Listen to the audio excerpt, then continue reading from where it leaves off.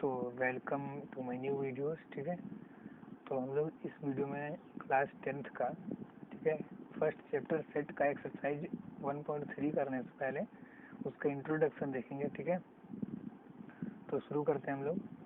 तो पहला पॉइंट हम लोग का लिखा है सबसेट। ठीक है, पहला सबसेट लिखा है। सबसेट का हिंदी में मतलब होता है उप समुच्चय। ठीक है, तो उसकी परिभाषा लिख रखी है हमने। लिखा है यदि ए समुच्चय का प्रत्येक अवयव बी समुच्चय का भी अवयव हो तो ए जो समुच्चय होगा वो बी का उप समुच्चय कहलाएगा। ठीक है, तो शायद आपको परिभाषा से ना समझ में आया हो तो आपको हम एक एग्जांपल देते हैं। ठीक है, तो मान लिया कि हमारे पास कोई भी दो, ठीक है, कोई भी दो हमारे पास समुच्चय हैं। ठीक है, तो मान लिया हमारा पहला समुच्चय जो है कि आपके विद्यालय में, ठीक है, मान लिया पहला समुच्चय है कि आपके विद्यालय में सभी विद्यार्थियों की संख्या, आपके विद्यालय के सभी विद्यार्थियों की संख्या, ठीक है, आपके विद्यालय के सभी विद्यार्थियों की संख्या। ठीक है, तो हम लोग थोड़ा सा एक बार चेंज करते हैं, ये बी होगा, ये हमारा ए होगा। ठीक है, तो आपके विद्यालय के सभी विद्यार्थियों की संख्या, ये हमारा बी समुच्चय है। और ए समुच्चय क्या है? आपके कक्षा के विद्यार्थियों की संख्या, आपके कक्षा के विद्यार्थियों की संख्या। ठीक है, तो आप यहाँ पे ये देखो कि ए जो है, ठीक है, एक ये पूरा स्कूल है हमारा, इसमें जितने भी बच्चे पढ़ते हैं, ठीक है, ये बी समुच्चय है हमारा। ठीक है, और उसी में आपकी एक कक्षा है, उसमें जितने बच्चे पढ़ते हैं वो समुच्चय हमारा ए है। ठीक है, तो आप देखो कि जो ए का सभी समुच्चय है, क्या आपके कक्षा में जितने बच्चे पढ़ते हैं वो सभी बच्चे आपके विद्यालय में भी तो पढ़ते होंगे।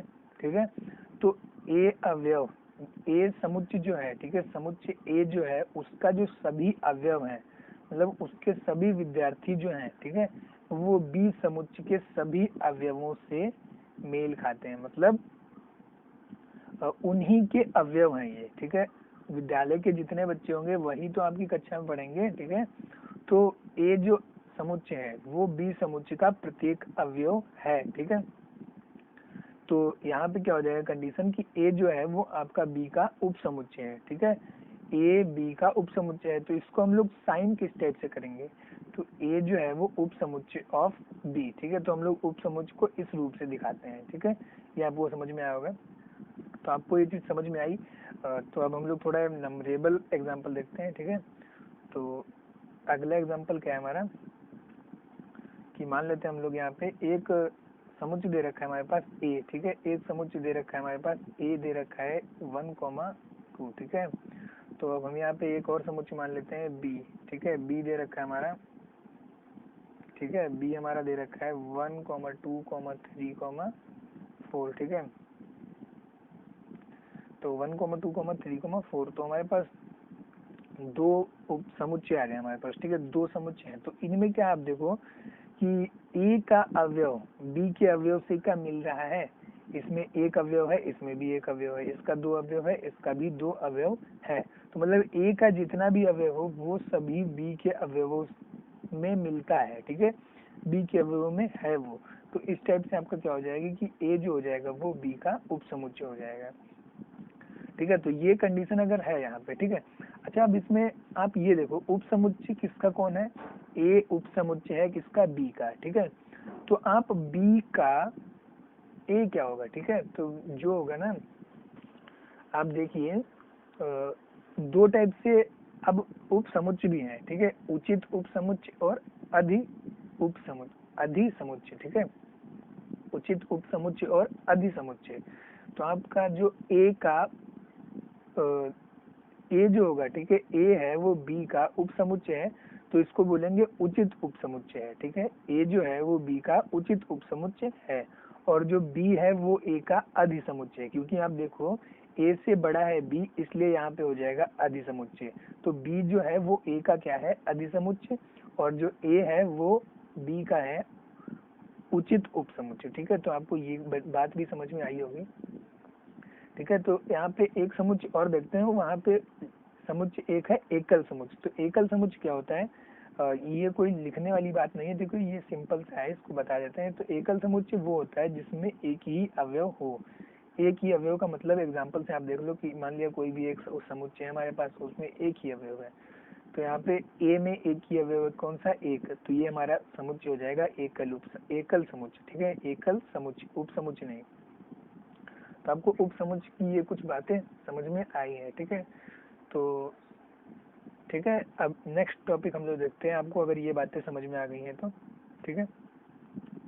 तो नेक्स्ट टॉपिक पे आते हैं, लिखा है हमारा अंतराल आर के उप समुच्चय के रूप में, ठीक है, अंतराल आर के उप समुच्चय के रूप में, ठीक है। तो यहाँ पे हमारे पास अंतराल टू टाइप से होंगे। टू टाइप से कौन कौन से, एक तो हमारा होगा विवृत अंतराल, ठीक है, विवृत अंतराल, और एक होगा बंद अंतराल, ठीक है, एक होगा बंद अंतराल या फिर संवृत अंतराल। विवृत अंतराल या खुला अंतराल, संवृत अंतराल या बंद अंतराल, ठीक है। तो यहाँ पे हमारे पास टू टाइप्स ऑफ अंतराल होंगे, ठीक है, अंतराल मतलब इंटरवल, ठीक है। तो क्या है, मान लीजिए कि कोई हमारे पास दो संख्याएं हैं जो आर से बिलोंग करती हैं, और यहाँ पे एक कंडीशन है कि जो ए है वो हमेशा बी से बड़ा रहेगा। तो इसको अगर मैं समुच्चय के रूप में दिखाना चाहूँ तो किस टाइप से मैं दिखा सकता हूँ, तो वाई कॉलन वाई जो है, ठीक है, वाई कॉलन वाई, और वाई किस टाइप से संबंध रखता है, बी से छोटा होगा और ए से बड़ा होगा, ठीक है। तो हमने इस टाइप से दिखा दिया, ठीक है। तो ये हमने एक समुच्चय दिखा दिया। तो यहाँ पे आप देखो कि ये जो अंतराल होगा, ठीक है, ये अंतराल आपका दिखा है ना, ये जो अंतराल होगा वो आपका होगा विवृत अंतराल, ठीक है, ये जो अंतराल होगा आपका वो होगा विवृत अंतराल। विवृत अंतराल को किस रूप में आप दिखा सकते हो, ए बी को छोटे ब्रैकेट में बंद करना है, ठीक है। थोड़ा हम अलग कलर के पेन से लिखते हैं, ठीक है, ए और बी, ठीक है, इसको हम लोग छोटे डिब्बे में दिखाएंगे। तो ये हमारा होगा विवृत अंतराल। विवृत अंतराल मतलब क्या है, देखो यहाँ पे ए जो है वो वाई से छोटा है और बी जो है वो वाई से बड़ा है, तो इस कंडीशन को हम लोग बोलते हैं विवृत अंतराल। विवृत अंतराल को हम लोग इस रूप से दिखा सकते हैं। अच्छा, अब बात करते हैं हम लोग समृत अंतराल की, ठीक है। तो समृत अंतराल क्या होगा, यहाँ पे समृत अंतराल क्या होगा कि कोई भी टू नंबर, यहाँ पे समृत अंतराल क्या होगा कि कोई भी एक नंबर, जैसे कि वही मान लेते हैं हम लोग, ए बी है वो आर से बिलोंग करता है और यहाँ पे ए जो है वो बी से बड़ा है। तो यहाँ पे हम लोग समुच्चय निर्माण रूप में लिखना चाहें तो कैसे लिख सकते हैं, वाई कॉलन वाई, ठीक है, वाई कॉलन वाई जो है वो किस टाइप से है कि बी से छोटा तो है लेकिन उसमें बी भी शामिल है, ठीक है, तो इक्वल का साइन लगेगा, और ए से बड़ा तो है बट उसमें ए भी शामिल रखता है, ठीक है। तो इस कंडीशन को जब भी दिखाएंगे हम लोग, तो ये एक कंडीशन आई हमारे पास, ठीक है, ये एक कंडीशन आई, तो ये कंडीशन क्या होगी हमारे पास, समृत अंतराल। तो इस अंतराल को क्या बोलेंगे हम लोग, समृत अंतराल, ठीक है, समृत अंतराल। तो विवृत और समृत अंतराल, अब समृत अंतराल को अब हम लोग लिखते किस रूप से हैं, ठीक है, तो एक नया पेन लेते हैं हम लोग। समृत अंतराल को हम लोग ए कॉमा बी तो लिखते हैं, लेकिन इसको हम लोग बड़े ब्रैकेट में बंद करते हैं, ठीक है, बड़े ब्रैकेट में बंद करते हैं। तो हम लोग इस रूप में लिखते हैं समृत अंतराल को और इस रूप में लिखते हैं विवृत अंतराल को। तो विवृत और समृत में अंतर क्या हमने देखा कि जहां पे भी आपको समुच्चय निर्माण में इक्वल का साइन दिखे, ठीक है, इक्वल का साइन, ठीक है, जिस तरफ, तो हम देखो यहाँ पे दोनों तरफ क्या है, इक्वल का साइन है, तो हमारे दोनों तरफ क्या लगा है, बड़ा ब्रैकेट, तो समृत अंतराल का साइन लगा है। और पिछले में मैंने क्या देखा था, हम लोगों ने विवृत अंतराल के एग्जांपल में कि यहाँ पे इक्वल का साइन नहीं लगा था। जहाँ पे भी इक्वल का साइन नहीं लगा होगा वहां पे हम छोटा ब्रैकेट में बंद करेंगे उन अवयवों को, तो वो हमारा अंतराल हो जाएगा, ठीक है। तो एक एग्जांपल देखते हैं क्वेश्चन टाइप में, ठीक है। तो इसका एक क्वेश्चन करके देख लेते हैं, आपको एक समझ में आ जाएगा, ठीक है। तो क्वेश्चन क्या है हमारा, मान लिया कि हमारे पास कोई भी एक अवयव टाइप में दे रखा है, ठीक है, दे रखा है कि कोई भी नंबर है x, ठीक है, x क्या है, कोई भी नंबर है जो बिलोंग करता है r से, जहाँ r जो है, ठीक है, जहाँ पे जो x जो है, ठीक है, वो क्या है, 7 से बड़ा है, ठीक है, और 7 से छोटा है और 5 से बड़ा है, 7 से छोटा है और 5 से बड़ा है, जिसमें 7 वो शामिल रखता है, जिसमें वो 7 शामिल रखता है। तो इसको मैं बोलूं कि अंतराल के रूप में लिखो, तो अंतराल के रूप में आप कैसे लिख सकते हो, आपके पास कंडीशन ये है, ठीक है, तो आप इधर साइड में देखो तो लिखा है कि 5, ठीक है, 5 से बड़ा है x, तो 5 तो लिखा जाएगा, ठीक है। तो क्या वो 5 को शामिल करता है अपने समुच्चय में? नहीं। देखिए शामिल करता होता तो इक्वल का साइन लगता है, नहीं शामिल कर रहा है तो यहाँ पे इक्वल का साइन नहीं लगा है। तो क्या हो जाएगा इसका आंसर? कौन सा हम लोग ब्रैकेट लगाएंगे? छोटा ब्रैकेट, क्योंकि यहाँ पे इक्वल का साइन नहीं लगा है, ठीक है। फिर हमारा कॉमा 7 को ऐड करता है ये समुच्चय में, हाँ क्यों? क्योंकि यहाँ पे इक्वल का साइन उसने लगा रखा है।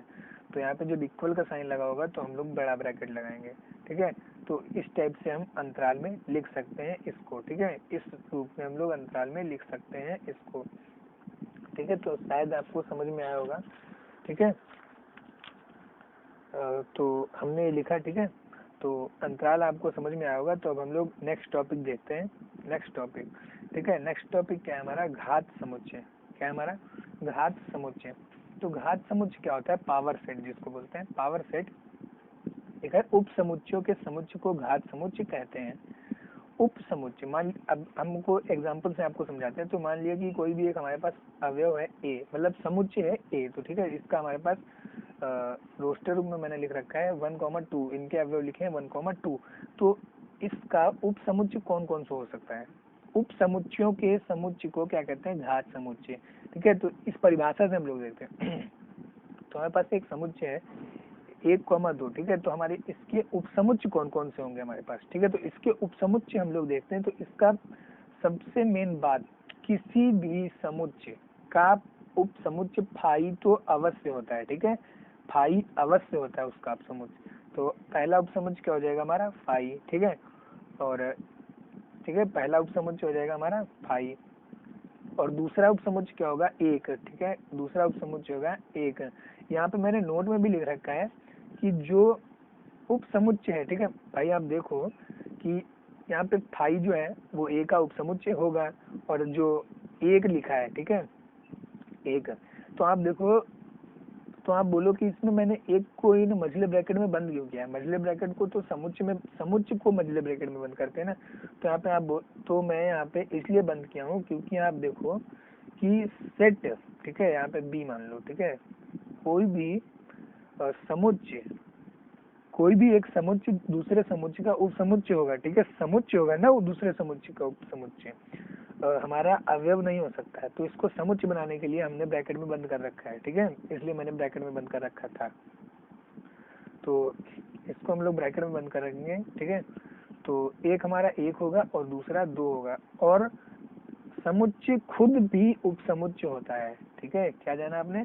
समुच्चय खुद भी एक उपसमुच्चय होता है। तो हमारे पास इतने उपसमुच्चय हैं किसके? इस अवयव के। तो आपको लिखना आना चाहिए इसका उपसमुच्चय, ठीक है।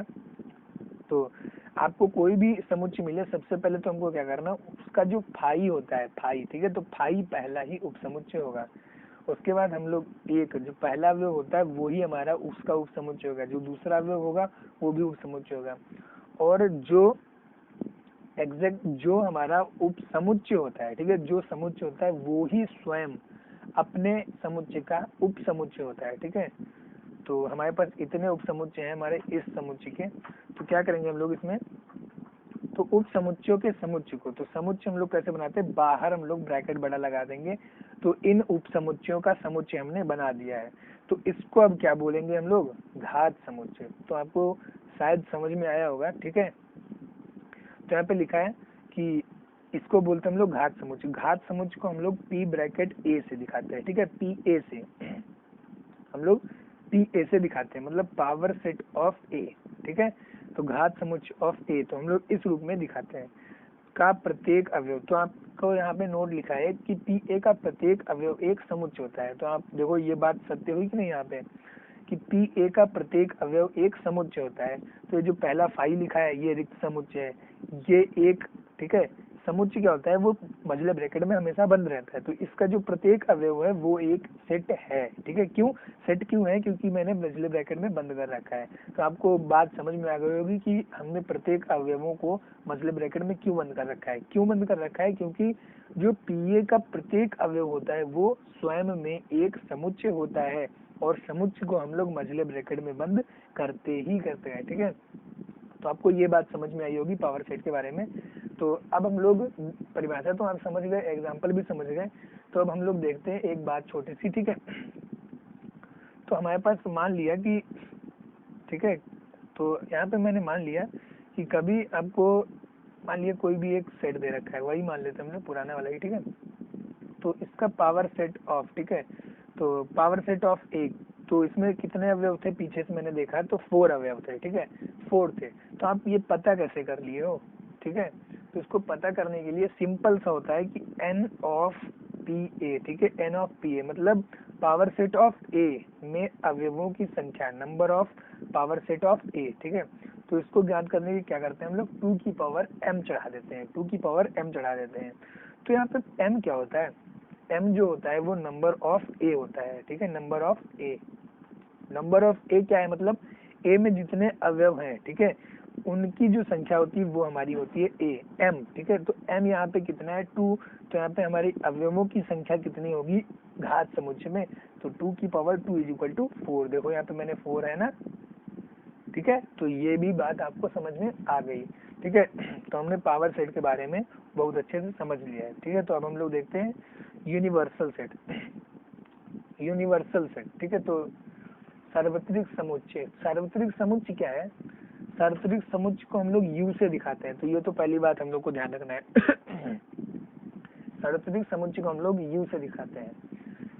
सार्वत्रिक समुच्चय होता क्या है, सार्वत्रिक समुच्चय जो है वो एक ऐसा सार्वभौमिक समुच्चय होता है जिसमें, ठीक है, जिसमें सभी उसके उपसमुच्चय आ जाते हैं। तो इसको समझने के लिए हम लोग एक सिंपल सा एग्जांपल देखते हैं। मान लिया, ठीक है, तो मान लिया कि हमारे पास एक ए है जिसमें अवयव है 4, 1 2 3 4। तो इसी का मैंने उपसमुच्चय ले लिया बी, 1,2। यहाँ पे बी क्या होगा, वो उपसमुच्चय ऑफ ए होगा। तो ये तो आप समझ गए होंगे पीछे, ठीक है। तो अब यहाँ पे हम लोग सार्वत्रिक समुच्चय देखते हैं। तो बी के लिए सार्वत्रिक समुच्चय क्या है, हमारा ए है। क्यों, बी का प्रत्येक अवयव इसमें मिल रहा है। तो ऐसे ही आप मान लीजिए कि हमारा क्लासरूम, ठीक है, क्लासरूम नहीं, हमारा विद्यालय मान लीजिए, ठीक है, विद्यालय, ठीक है। तो हमारा विद्यालय, तो मैं पूछूं कि बायोलॉजी वाले बच्चों के लिए, ठीक है, मैं पूछूं कि बायोलॉजी वाले बच्चों के लिए यूनिवर्सल सेट हमारा क्या होगा, तो आप सीधे बोल दोगे मेरा स्कूल है, ठीक है। क्यों, हमारे स्कूल में मैथमेटिक्स वाले भी बच्चे होंगे, बायोलॉजी वाले भी होंगे, कॉमर्स वाले भी होंगे, आर्ट वाले भी होंगे, ठीक है। तो ऐसा समुच्चय जिसमें सभी के सभी अवयव पाए जाएं, ठीक है, तो वो हमारा क्या होगा, सार्वत्रिक समुच्चय होगा, ठीक है, सार्वत्रिक समुच्चय। तो आपको सार्वत्रिक समुच्चय भी समझ में आया होगा। तो सार्वत्रिक समुच्चय हमको तब पता चलता है जब हम लोग कुछ क्वेश्चंस करते हैं। तो जब हम लोग एक्सरसाइज 1.3 में क्वेश्चंस करेंगे तब आपको सार्वत्रिक समुच्चय और भी अच्छे से आ जाएगा, ठीक है। तो क्विट करते हैं।